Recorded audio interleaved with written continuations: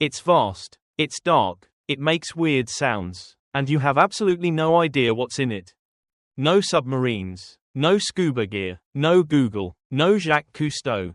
Just you, a wooden stick, and what is basically a giant bowl of death water stretching to the horizon. Would you get in?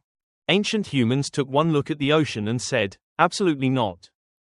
And honestly, they were completely right. For most of human history, we were land animals. We hunted on land, we slept on land, we built our villages on land, as far from enormous bodies of unpredictable water as possible. The ocean was basically that sketchy alley you don't walk down at night, except it was everywhere. It never ended, and occasionally it came to get you. The first humans to encounter the ocean had no frame of reference for something this enormous.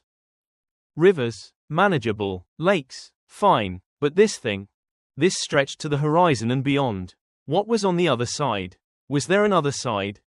Nobody knew, and that, my friends, is terrifying.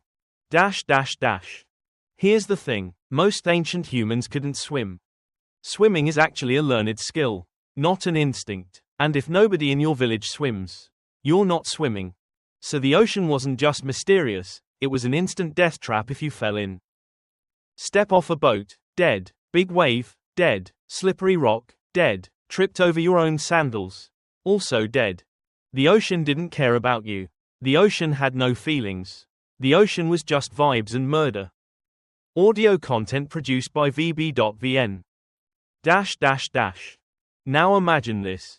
It's night, you're on a beach, and suddenly the water starts glowing. Blue, green, rippling ghostly light beneath the surface, moving with the waves. Today we know this is bioluminescence, tiny organisms called dinoflagellates that light up when disturbed. Beautiful, right?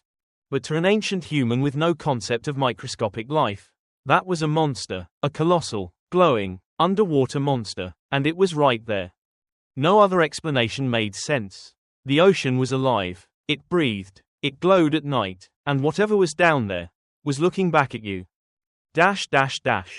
Speaking of things looking back at you, ancient people didn't make up sea monsters for fun. They made them up because the ocean kept delivering things they couldn't explain. Giant squids washing up dead on beaches. Sharks, oarfish, 15-foot-long ribbon fish that look exactly like sea serpents. The ocean was basically running a horror museum and charging no admission. Every culture had its monster. The Hebrews had the Leviathan, a sea creature so vast and powerful that God himself had to wrestle it to keep it from eating the world. The Norse had the Kraken, a squid the size of an island that could drag entire ships underwater in a bad mood. The Japanese had the Umipozu, a giant black shadow that rose silently from the waves and capsized ships if you dared to look at it. These weren't random stories. They were ancient humans doing their best to make sense of a place they couldn't understand. And honestly, the real ocean wasn't much less scary. Ancient coastal communities knew one terrifying truth about the ocean. Sometimes, it came for you. Tsunamis wiped out entire civilizations. Archaeologists believe the Bronze Age collapse around 1200 BC was partly caused by catastrophic waves that destroyed coastal settlements across the Mediterranean. No warning, no evacuation plan, no sirens. You're fishing one morning, and the water pulls back, way back, farther than you've ever seen, and then it comes back. Fast, and tall. The ocean didn't need to be home to monsters. The ocean itself was the monster. Sailing was the one way ancient humans could actually explore the ocean. And it was absolutely terrifying. Ancient ships were small. Think, a wooden box. The Mediterranean could produce waves 8 meters tall. And if a storm caught you, you were basically a wooden box in a washing machine. The Romans feared the sea so much they invented an entire god, Neptune, whose entire job description was to not destroy your boat. If you prayed enough. Vietnam's top text-to-speech solution from vb.vn. The Greeks had Poseidon, who had the same energy, ocean god, famously bad temper, personally responsible for basically every naval disaster in Greek mythology. Just absolutely terrible customer service. What made the ocean especially terrifying wasn't just the surface. It was what was below. The ocean is deep. The Mariana Trench alone is nearly 11 kilometers down. We've explored less than 20% of the ocean floor to this day. Ancient humans knew none of this. They only knew the water was dark. You couldn't see the bottom. And things could be down there, invisible, silent, completely aware of you. The abyss had no name, no map, no story to explain it. Just darkness. Going down. Forever. Here's the twist though. Ancient humans were correct to be scared. The ocean is genuinely, verifiably, objectively terrifying.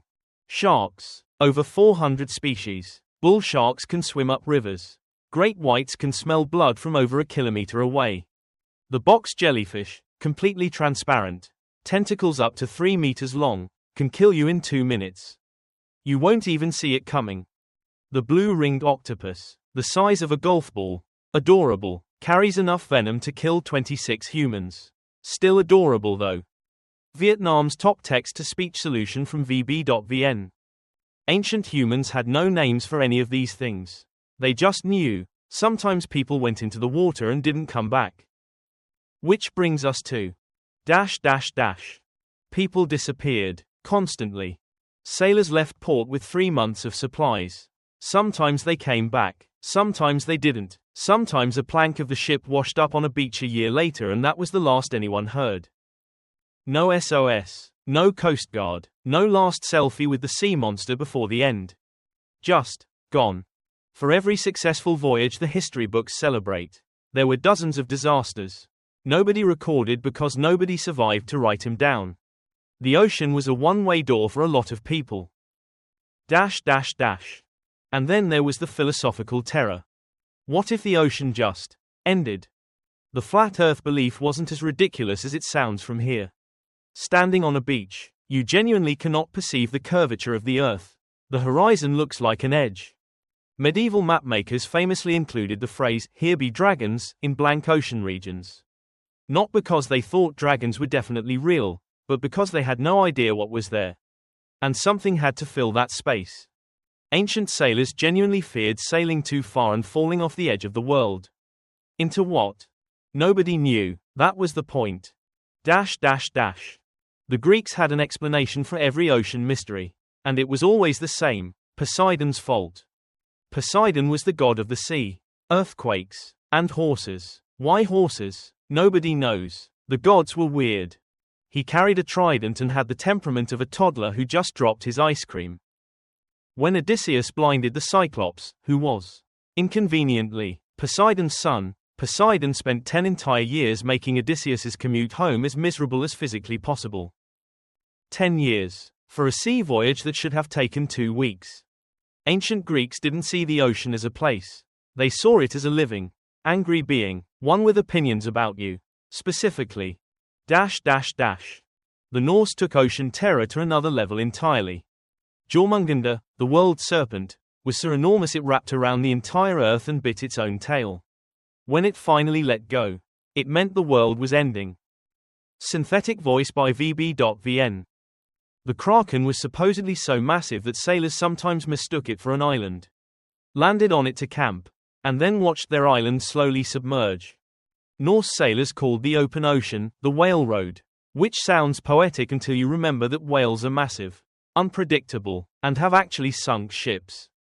The whaling ship Essex, in 1820, was rammed and sunk by a sperm whale. Deliberately, twice.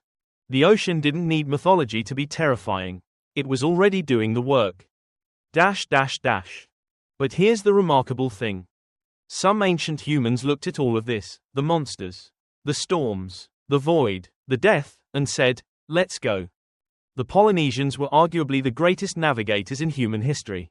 Starting around 1500 BC, they crossed the Pacific Ocean in outrigger canoes. The Pacific is bigger than all the Earth's landmasses combined.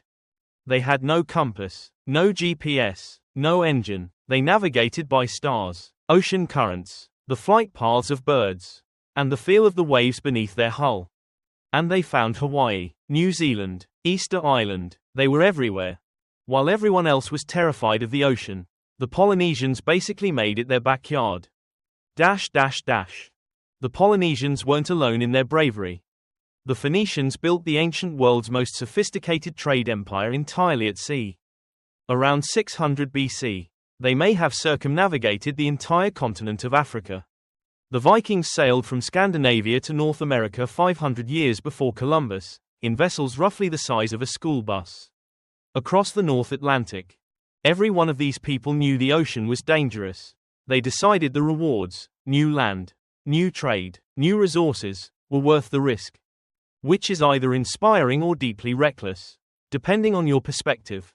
By the 1400s, European powers had decided the ocean was their ticket to world domination. Which was correct, and also had some rather unfortunate consequences for everyone else. Columbus sailed in 1492 with 3 ships and approximately zero idea where he was going. He landed in the Caribbean and called the people he found Indians, because he was convinced he was in Asia, for the rest of his life. Magellan set out to circumnavigate the globe. His crew made it. He did not. He died in the Philippines in a fight he absolutely didn't need to start. The age of exploration was basically a montage of brave, reckless, sometimes terrible people throwing themselves at the ocean to see what would happen. Here's the thing though. The ancient terror of the ocean never fully went away. Experience AI voice technology at vb.vn. Thalassophobia, the fear of deep water, is one of the most common phobias in the world. Millions of people experience it. And for good reason. The ocean still kills thousands of people every year. It still hides creatures we've never seen. The deep ocean floor is still less explored than the surface of the moon. We've sent humans to space. We've mapped the surface of Mars in extraordinary detail. But the Mariana Trench has been visited by exactly 3 crewed expeditions. 3. And the ocean is still surprising us. In 1977, scientists discovered deep-sea hydrothermal vents, entire ecosystems surviving without sunlight. Life we didn't think was possible. Thriving in conditions that should be impossible. The colossal squid, the largest invertebrate on Earth, wasn't photographed alive until 2004. Before that, nobody could confirm it was real. The ocean is still, in the present day, hiding things from us. Ancient humans were scared of the ocean because they didn't know what was in it.